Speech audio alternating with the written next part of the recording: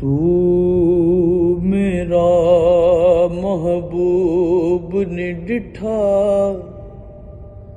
हो जिनू वेख के चन शर्मावे। बिजली डरदी लिशक न मारे मतां बेअदबी हो जावे। जे जावे सोना सैर करन नू हो रब अपना अर्श सजावे। जे ओ पावे हथ फुल्लां नू ओ फुल अपना मान वधावे।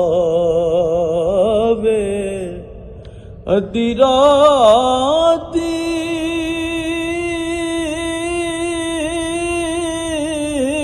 जन चढ़ जावे हो जद सोना मुख तो नकाब हटावे।